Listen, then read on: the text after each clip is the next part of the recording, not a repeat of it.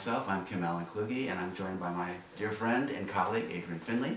I am the music director, and Adrien is the executive director of the Alexandria Symphony Orchestra. And today, we have for you a brief preview of our very special Valentine's Day concert. Next weekend, February 12th, 2011, at Schlesinger Center in Alexandria, where, of all things, we will be celebrating the falsetto voice. That's right, a concert of love and falsetto. Now, falsetto, you may or may not be familiar with that term, but you will definitely know what it sounds like. You have two expert singers here, and this when the male voice sings down here, oh, boy, it's a bass. But when you sing it up an octave,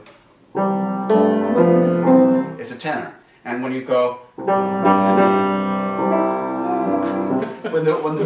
of course it's very funny when I do it because it sounds awful.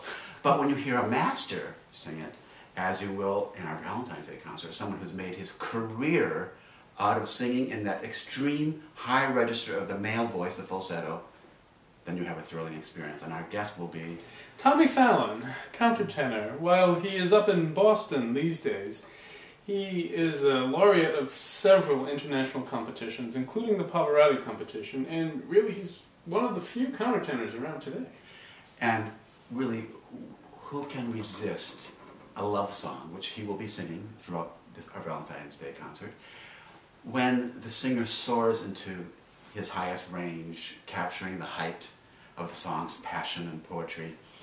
And in fact, I think you can compare Tommy Fallon's voice to a lot of great contemporary singers that you may know and love. Pop singers, such as, well, from the 50s, the Beach Boys, Frankie Valli, Smokey Robinson, more contemporary singers, Prince, Bon Jovi, Freddie Mercury from Queen, and Michael Jackson.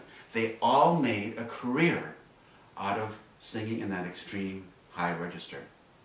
And I think that they all have amazing voices, but that falsetto range gives them a special fire that audiences respond to.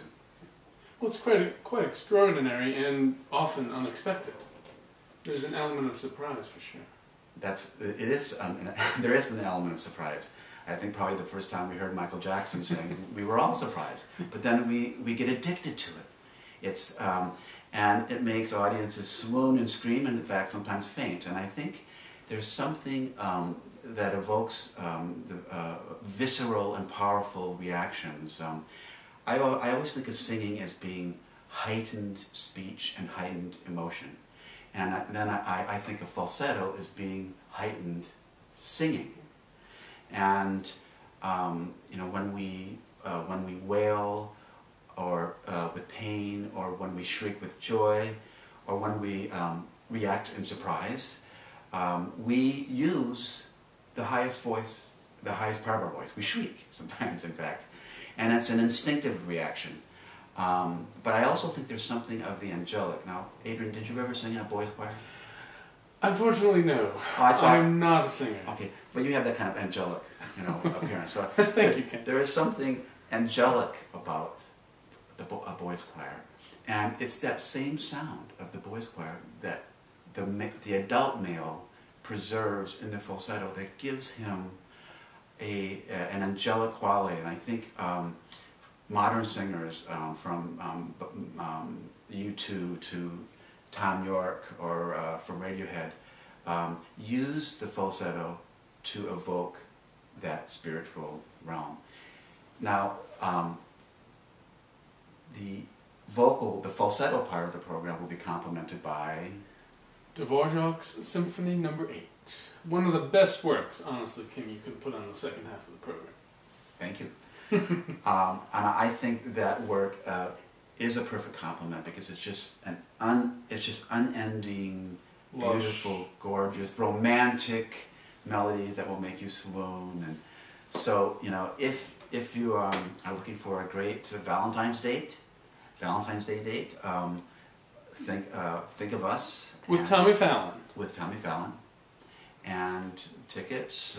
www. alexsym.org. Now, can you sing that in a falsetto? Maybe next year. We'll see you at the Valentine's Day concert.